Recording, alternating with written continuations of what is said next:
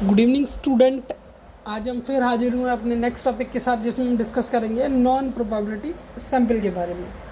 अगर आप ये नॉन प्रोबेबिलिटी और प्रोबेबिलिटी सैंपल कंप्लीट कर लेते तो डेफिनेटली आपको एक क्वेश्चन इन दोनों टॉपिक्स में से मिल ही जाएगा।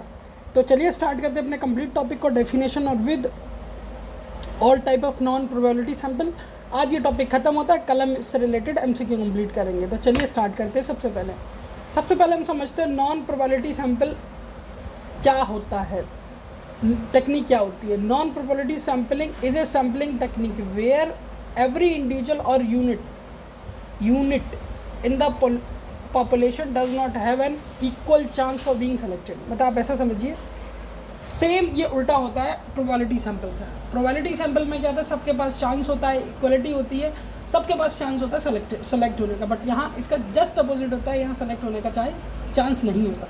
अब क्यों नहीं होता है, रीज़न क्या होता है, उसको भी आगे डिस्कस करेंगे। चलिए अब डेफिनेशन को कंप्लीट करते हैं। ठीक है, नेक्स्ट लिखा है selection based on researcher judgement. मतलब अगर आप रिसर्चर हैं तो आपके जजमेंट के, आपके कन्वीनियंस के, आपके पर्पस के अकॉर्डिंग सैंपल को कलेक्ट किया जाएगा। आप ऐसा समझ लीजिए, इन शॉर्ट हम ये कह सकते हैं नॉन रेंडमाइजेशन होता है इसमें, नॉन रेंडमाइजेशन। ठीक है, तो अगर आप रिसर्चर हैं तो आपकी कन्वीनियंस के अकॉर्डिंग, आपके जजमेंट के अकॉर्डिंग ये सारी चीज़ें सैंपल कलेक्ट किया जाएगा। ठीक है, अब हम बात करते हैं एक सिंपल वर्ड में मैं क्या कह सकता हूँ।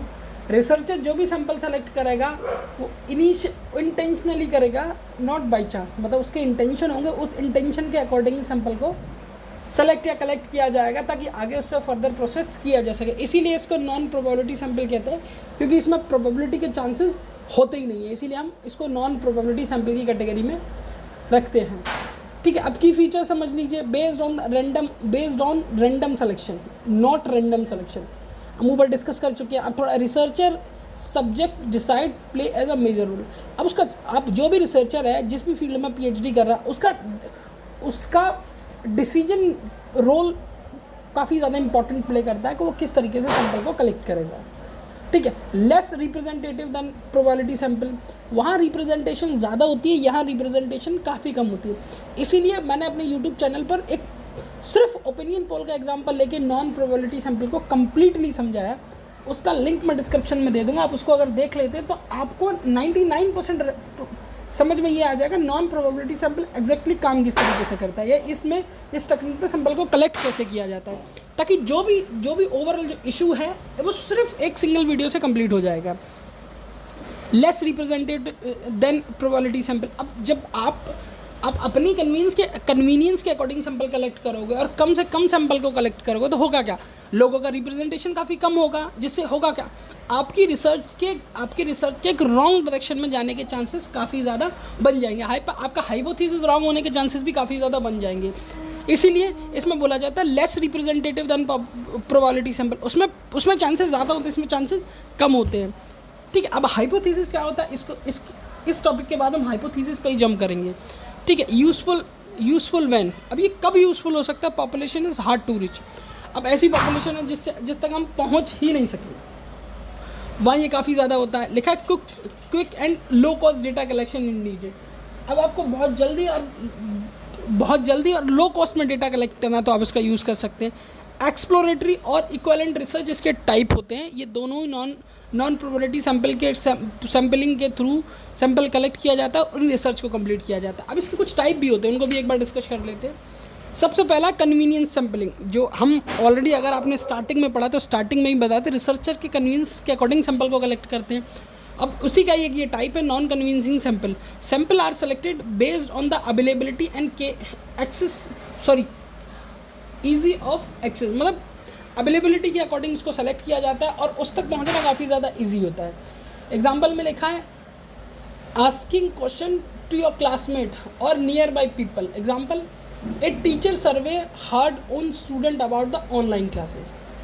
ठीक है, अब देखिए, अगर मैं अगर एज ए रिसर्चर की बात करूँ तो अपने क्लासमेट से बात करना काफ़ी ज़्यादा इजी होगा, क्योंकि वो अवेलेबल है।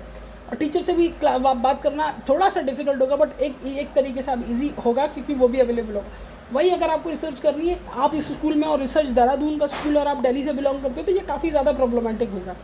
तो इसीलिए ऑनलाइन लोग डेटा कलेक्ट कर लेते हैं, जिससे कि होता है सामने वाला अपनी कन्वीनियंस के अकॉर्डिंग जवाब देता है, तो उसमें इतनी क्लैरिटी नहीं होती है। सेकंड बात करें पर्पसिव सैंपल, जिसको जजमेंटल सैंपल के नाम से भी जानते हैं। Researcher intentionally select specific individual who are most useful for the study. वही रिसर्चर अपने जजमेंट के अकॉर्डिंग सैंपल को कलेक्ट करने की कोशिश करता है ताकि उसके अकॉर्डिंग ही सारी चीज़ें हो सकें, ठीक है, based on the knowledge on expertise. अब एग्जांपल के तौर पे सेलेक्ट देख लीजिए, लिखा है selecting experience teacher to study a new teaching method, ठीक है। अब आते हैं quota sample.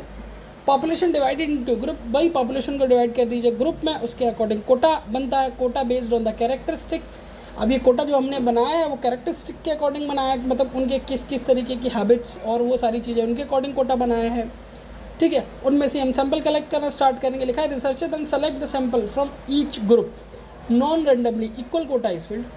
Non randomly sample collect करेंगे और इक्वल कोटा कम्प्लीटली फिल्ड हो जाएगा। और कोटा मैंने बताया था आपको किस तरीके से बनाते हैं, हम कैरेक्टरिस्टिक्स के अकॉर्डिंग लोगों को डिवाइड करते हैं, उनके अकॉर्डिंग कोटा बनाते हैं। एग्जाम्पल में लिखा है 50 females and males and 50 females surveys is mark to the study, that's truly easy. Go to the snowball sampling. Use when population is hard to locate on rare. इसका मैं आपको एक बहुत अच्छा बेस्ट एग्जांपल बताऊंगा जिससे कि आप इसको इजीली समझ पाएंगे। पहले इसको कंप्लीट कर लेते हैं। लिखा existing participant rare and recruit more participant. Example study drug addict और HIV patient, one respond help to locate other.